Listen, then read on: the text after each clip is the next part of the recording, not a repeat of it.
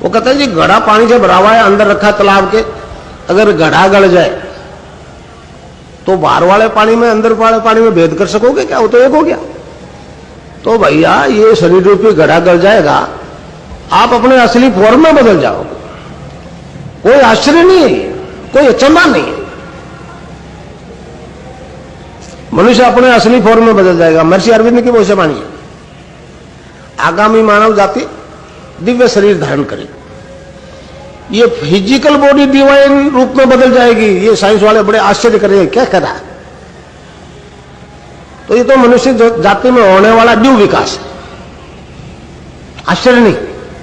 देखिए ऋग्वेद जब मनुष्य शरीर की रचना की बात करता है तो कहता है 7 प्रकार के तत्वों से इस शरीर का संगठन हुआ है, संगठित है ये, उसमें आत्मा अंतर्निहित है। और फिर जब वो अलग अलग तत्व की बात करता है, सेल्स की बात करता है, तो पहले मैटर से शुरू करता है, अन्न से बनने वाले कोष, ठोस पदार्थ से शुरू करता है वो, अन्न से बनने वाले कोष, अन्नमय कोष, प्राणमय कोष, मनोमय कोष और विज्ञानमय कोष, फिर आनंदमय कोष, चित्तमय कोष और सत्यमय कोष। तो इस प्रकार 7 कोषों में से 4 कोष खूब चेतन हो गए, अन्न, प्राण, मन और विज्ञान। तो इस आराधना से पहले आपका आनंदमय कोष चेतन हो जाएगा, फिर सत्य में चित्त में पहुंच जाओगे, फिर सत्य में पहुंच जाओगे। तो इस प्रकार 7 कोष चेतन हो जाएंगे, आप अपने असली रूप में बदल जाओगे। कोई जादू नहीं, कोई करिश्मा नहीं, क्रियात्मक विकास है आपका। तो इस प्रकार केवल नाम जप और ध्यान से आप में ये परिवर्तन आएगा। अब मनुष्य को ईश्वर का स्वरूप क्यों मानना है? एक चीज तो आपको मालूम है, 5 तत्व से शरीर बना, आकाश, वायु, जल, अग्नि, पृथ्वी।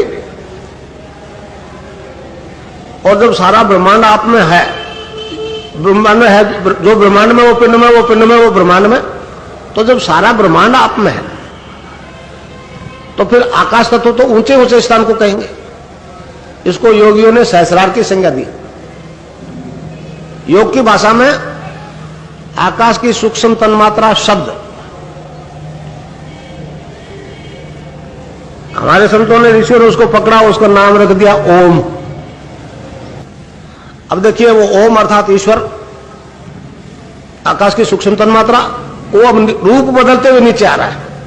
आकाश से वायु प्रकट होती है, उसकी सूक्ष्म तन्मात्रा स्पर्श,